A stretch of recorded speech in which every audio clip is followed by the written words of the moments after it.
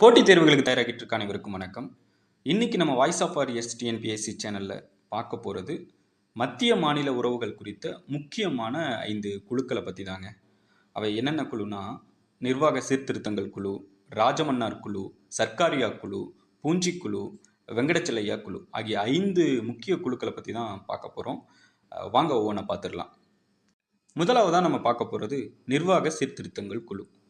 நிர்வாக சீர்திருத்தங்களுக்காக இதுவரைக்கும் 2 குழுக்கள் அமைக்கப்பட்டிருக்கு. முதல் குழு 1966 அமைச்சிருக்காங்க.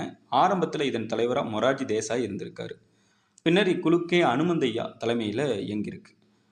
இக்குழு மொத்தம் 20 அறிக்கைகளை பரிந்துரை செஞ்சிருக்கு. அதில் ஒன்று மத்திய மாநில உறவுகள் குறித்த பரிந்துரையாக இருந்திருக்கு. இரண்டாவது நிர்வாக சீர்திருத்தங்கள் குழு 2005 அமைச்சிருக்காங்க. ஆரம்பத்தில் வீரப்ப மொய்லி என்பவரும் பின்னர் வி ராமச்சந்திரன் என்பவரும் இதன் தலைவர்களாக பணி செஞ்சுருக்காங்க. அடுத்ததாக நம்ம பார்க்க போகிறது மத்திய மாநில உறவுகள் குறித்த குழுக்களில் ரொம்ப முக்கியமான ஒரு குழுவாக அறியப்படுற ராஜமன்னார் குழு. 1969 தமிழக அரசு மத்திய மாநில உறவுகளை ஆய்வு செய்து பரிந்துரை வழங்குவதற்காக இந்த குழுவை அமைச்சிருக்காங்க. இந்த குழுவின் தலைவராக சென்னை உயர்நீதிமன்றத்தின் முன்னாள் தலைமை நீதிபதியாக பணியாற்றிய திரு பி.வி. ராஜமன்னார் அவர்கள் பணியாற்றியிருக்காரு. அவர் உட்பட மொத்தம் 3 பேரை கொண்ட குழுவாக இது இருந்திருக்கு. மற்ற 2 உறுப்பினர்களில் ஒருத்தர் சென்னை பல்கலைக்கழகத்தின் துணைவேந்தராக இருந்த திரு ஏ லட்சுமணசாமி என்பவரும், மற்றொருவர் ஆந்திரா உயர்நீதிமன்றத்தின் முன்னாள் தலைமை நீதிபதியாக இருந்த திரு பி சந்திரசெட்டி அவர்களும் பணியாற்றியிருக்காங்க. இந்த குழு 1971 தன்னுடைய பரிந்துரையை வழங்கியிருக்கு. இந்த குழுவின் முக்கிய பரிந்துரைகள் என்னன்னு பார்த்தோம்னா, ஆர்டிகிள் 263 உடனே அமல்படுத்தணும்னு சொல்லியிருக்கு. ஆர்டிகிள் 263 என்ன சொல்லுதுன்னா, மாநிலங்களுக்கு இடையிலான குழு அமைக்கப்படுறதை பற்றி சொல்லுது. மாநிலங்களுக்கு இடையிலான குழுவின் தலைவராக பிரதமர் செயல்படணும்னு, அதனுடைய உறுப்பினர்களாக மாநில முதல்வர்கள் அல்லது அவர்களால் நியமிக்கப்படுபவர்கள் இருக்கணும்னு ராஜமன்னார் குழு சொல்லியிருக்கு. பாதுகாப்பு, வெளியுறவு தவிர மற்ற எல்லா அதிகாரங்களையும் பயன்படுத்துவதற்கு முன் மாநிலங்களுக்கு இடையிலான குழுவை ஆலோசிக்க வேண்டும்னு இந்த குழு பரிந்துரை செஞ்சிருக்கு. 3 பட்டியல்களில் இல்லாத, அதாவது மத்திய பட்டியல், மாநில பட்டியல், பொதுப்பட்டியல், இந்த பட்டியல்களில் இல்லாத இதர அதிகாரங்களை மத்திய பட்டியலிலிருந்து மாநில பட்டியலுக்கு மாற்றணும்னு இந்த குழு சொல்லியிருக்கு. வரி விதிக்கும் அதிகாரத்தையும் மாநில பட்டியலுக்கு மாற்றுவது போன்ற பரிந்துரைகளையும் ராஜமன்னார் குழு வழங்கியிருக்கு. மாநிலங்களில் குடியரசுத் தலைவர் ஆட்சியை பற்றி சொல்கிற மாநில நெருக்கடி நிலை சட்டப்பிரிவு 356 கவனமாக பயன்படுத்தணும்னு, அரசியல் சாசன அமைப்பு முற்றிலும் சீர்குலைந்தால் மட்டுமே ஆர்டிகிள் 356 கடைசி ஆயுதமாக பயன்படுத்தணும்னு ராஜமன்னார் குழு பரிந்துரை வழங்கியிருக்கு.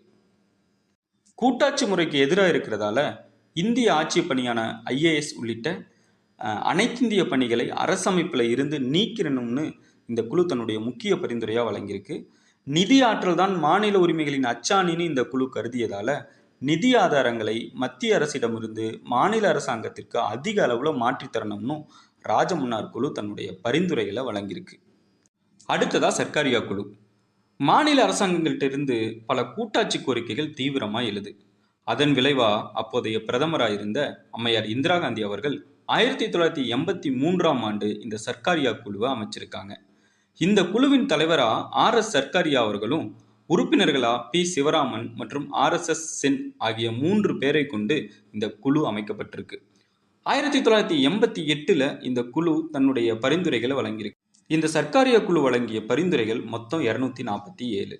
அதில் 180 பரிந்துரைகளை மத்திய அரசு செயல்படுத்தியிருக்கு. அதில் முக்கியமான பரிந்துரை மாநிலங்களுக்கு இடையிலான குழு ஆர்டிகிள் 263. இதையொட்டி தான் 1990 மாநிலங்களுக்கு இடையிலான குழுவும் அமைக்கப்படுது. இதன் வேறு சில முக்கிய பரிந்துரைகள் என்னன்னு பார்த்தோம்னா, ஆளுநர் பதவியை ரத்து செய்யணும்னே சர்க்காரியா குழு பரிந்துரை செஞ்சிருக்கு. ஆளுநர் நியமனம் பற்றியும் சர்க்காரியா குழு சில பரிந்துரைகளை வழங்கியிருக்குங்க. அதாவது, ஆளுநரை நியமிக்கிறதுக்கு முன்பு சம்பந்தப்பட்ட மாநில அரசை கலந்தாலோசிக்கணுங்கிற சில அரசியல் கட்சிகளின் கருத்தை இந்த குழு நிராகரித்தது.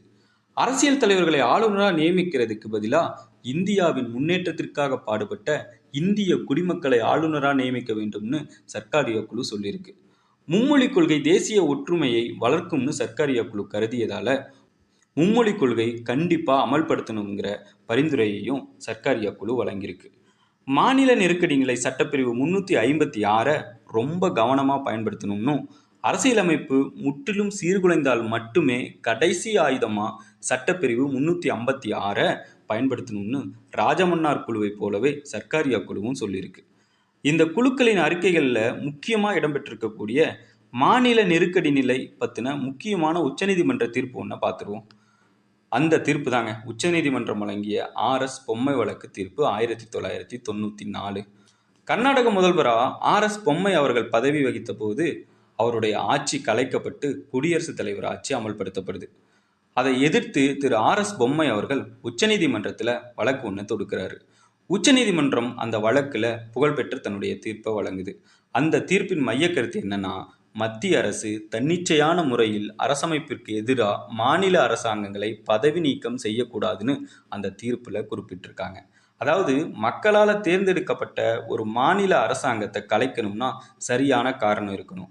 தேர்தல் முடிஞ்சு ஒரு கட்சிக்கோ அல்லது கூட்டணிக்கோ பெரும்பான்மை பத்தல, மத்திய அரசாங்கத்தின் கட்டளைகளை மாநில அரசாங்கங்கள் மதிக்கலை, இது போன்ற சரியான காரணங்களுக்காக மட்டும்தான் ஆர்டிகிள் 356 பயன்படுத்தணும்னு, சாதாரண காரணங்களான மாநிலத்தில் சட்டம் ஒழுங்கு சரியில்லை, நாடாளுமன்ற தேர்தலில் ஆளுங்கட்சி வெற்றி பெறலைங்கிற அது மாதிரியான விஷயங்களுக்கெல்லாம் சட்டப்பிரிவு 356 பயன்படுத்துறது சரியில்லைன்னு உச்சநீதிமன்றம் தன்னுடைய தீர்ப்பில் குறிப்பிட்டிருக்கு. அண்ணல் அம்பேத்கர் அவர்களும் சட்டப்பிரிவு 356 மக்களால் தேர்ந்தெடுக்கப்பட்ட அரசாங்கங்களுக்கு எதிராக இருக்கிறதால கசப்புடன் தான் ஏற்றுக்கிறாரு. இந்த சட்டப்பிரிவு 356 தேவையற்ற வார்த்தைனும் அம்பேத்கர் சொல்லியிருக்காரு. இது ரொம்ப ரொம்ப ரொம்ப முக்கியமான ஒரு கொஸ்டின்ங்க. TNPSC ப்ரீவியஸ் கொஸ்டினும் கூட. சட்டப்பிரிவு 356 தேவையற்ற வார்த்தை என்று வர்ணித்தவர் யாருன்னு கேட்டுருவாங்க, நல்லா பார்த்துக்கோங்க. அடுத்ததாக பார்க்க போகிறது பூஞ்சி குழு. 2007 இந்த குழு அமைக்கப்பட்டிருக்கு. 2010 தன்னுடைய அறிக்கையை சமர்ப்பிச்சிருக்கு. பூஞ்சி உட்பட மொத்தம் 3 உறுப்பினர்கள் இந்த குழுவில் இடம்பெற்றிருக்காங்க. ஒரு செயலரும் இடம்பெற்றிருக்காரு. முக்கிய பரிந்துரைகள் என்னன்னு பார்த்தோம்னா, மாநில ஆளுநர்கள் குறிப்பிட்ட பதவி காலத்திற்கு நியமிக்கப்பட வேண்டும்னும், குடியரசுத் தலைவரை பதவி நீக்கம் செய்யும் அதே முறை போலவே நாடாளுமன்றத்தின் பதவி நீக்க தீர்மானத்தின் மூலமே ஆளுநரையும் பதவி நீக்கம் செய்யணும்னு இந்த குழு பரிந்துரை செஞ்சிருக்கு.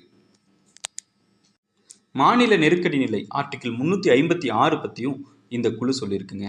அதாவது மாநிலம் முழுக்க குடியரசுத் தலைவர் ஆட்சியை அமல்படுத்துறதுக்கு பதிலாக பாதிக்கப்பட்ட பகுதிகள் அல்லது மாவட்டங்களில் மட்டும் குடியரசுத் தலைவர் ஆட்சியை அமல்படுத்தலாம்னு தன்னுடைய பரிந்துரையை இந்த குழு வழங்கியிருக்கு. இதற்காக சட்டப்பிரிவுகள் 355 மற்றும் 356 ஆகியவற்றில் மாற்றம் செய்யணும்னு இந்த குழு பரிந்துரை செஞ்சுருக்காங்க. அடுத்ததாக வெங்கடச்செல்லையா குழு. 2000ஆம் ஆண்டு திரு அடல் பிகாரி வாஜ்பாய் அவர்கள் பிரதமராக இருக்கும்போது இந்த குழு அமைக்கப்படுது. இது அரசமைப்பு மதிப்பாய்வு தேசிய குழுன்னு அழைக்கப்படுது. NCRWC, அதாவது national commission to review the working of the constitution அப்படின்னும் இந்த குழு அறியப்படுது. 10th புக்கில் அரசியலமைப்பு செயல்பாட்டிற்கான தேசிய சீராய்வு ஆணையம்னு கொடுத்துருக்கு. பாருங்கள், இந்த வெங்கடச்செல்லையா குழுவை பேஸ் பண்ணி TNPSCயில் ஒரு ப்ரீவியஸ் கொஸ்டினும் கேட்டிருக்காங்க. அதாவது பின்வருவனவற்றுள் எந்த குழு அல்லது ஆணையம் மத்திய மாநில உறவுகள் பற்றி பரிந்துரை செய்தனன்ட்டு கேட்டிருக்காங்க. ஆப்ஷனில் வெங்கடச்செல்லையா ஆணையம் இருக்குது, சர்க்காரி ஆணையம், பூஞ்சி ஆணையம், ராஜமன்னார் குழு, இது எல்லாமே இருக்குது. இந்த 4 குழுவுமே மத்திய மாநில உறவுகள் பற்றி அமைக்கப்பட்டது தான், அதுக்காக அமைக்கப்பட்டது தான். ஆனால் பரிந்துரை வழங்கினது எந்த குழுன்னு தான் அவங்க கேட்டிருக்காங்க. சர்க்காரி ஆணையம், பூஞ்சி ஆணையம், ராஜமன்னார் குழு, இதெல்லாம் என்னென்ன பரிந்துரைகள் வழங்குனதுங்கிறத நம்ம முன்னாடியே பார்த்துட்டோம். ஆனால் வெங்கடாச்செல்லையா ஆணையம் பரிந்துரைகள் எதுவும் வழங்கலை. அது சீராய்வு பண்ணுறதுக்கு, அதாவது மதிப்பீடு பண்ணுறதுக்காக மட்டும்தான் அமைச்சாங்க. அதனால் வெங்கடாச்செல்லையா ஆணையம் மத்திய மாநில உறவுகள் பற்றி பரிந்துரைகள்லாம் எதுவும் வழங்கலை. பரிந்துரைகள் வழங்கினது சர்க்காரி ஆணையம், பூஞ்சி ஆணையம், ராஜமன்னார் குழு தான். இது நல்லா பார்த்துக்கோங்க. அதனால தான் நம்ம ஒவ்வொரு குழுவுக்கும் என்னென்ன பரிந்துரைகள் வழங்கினாங்க அப்படிங்கிறதையும் நம்ம பார்த்துட்டோம். இந்த குழுக்களுடைய இந்த பரிந்துரைகள் எல்லாம் TNPSCயில் கேட்க அதிக வாய்ப்பு இருக்கிறதா நான் பார்க்குறேன். இப்போ ராஜமன்னார் குழுவினுடைய பரிந்துரைகள் ஒரு 3 வச்சுட்டு வேற ஒரு குழுவோட பரிந்துரையை கொண்டு போய் 4ஆவதாக வச்சுட்டு இதில் எது பொருந்தாதுன்னு கூட கேட்கலாம். அதனால தான் நம்ம பரிந்துரைகள், அதாவது முக்கியமான பரிந்துரைகள் தான் நம்ம பார்த்துருக்கோம். அதனால் கொஞ்சம் நல்லாவே பார்த்துக்கோங்க. அவ்வளோதாங்க இந்த மத்திய மாநில உறவுகள் குறித்த அந்த குழுக்கள் பற்றினது. 10th book plus 12th constitution, இது ரெண்டையும் கம்பைன் பண்ணி தான் இந்த டாபிக் நம்ம எடுத்திருக்கோம். ரொம்ப மகிழ்ச்சியாக இருக்குங்க. உங்களோட வேல்யூபிளான கமெண்ட்ஸை படிக்கும்போதும் உங்களோட அந்த சஜஷன்ஸ் எல்லாம் பார்க்கும்போதும் நாங்கள் எங்களை ரொம்ப பொறுப்புடையவங்களாக உணர்கிறோம். உங்களோட அந்த சஜஷன்ஸ் எல்லாம் நாங்கள் படிச்சுட்டு தாங்க இருக்கோம். நீங்கள் சொல்கிற மாதிரியான வீடியோக்கள் போடுறதுக்காக எங்கள் டீம் அதையெல்லாம் மானிட்டர் பண்ணிட்டு தான் இருக்காங்க.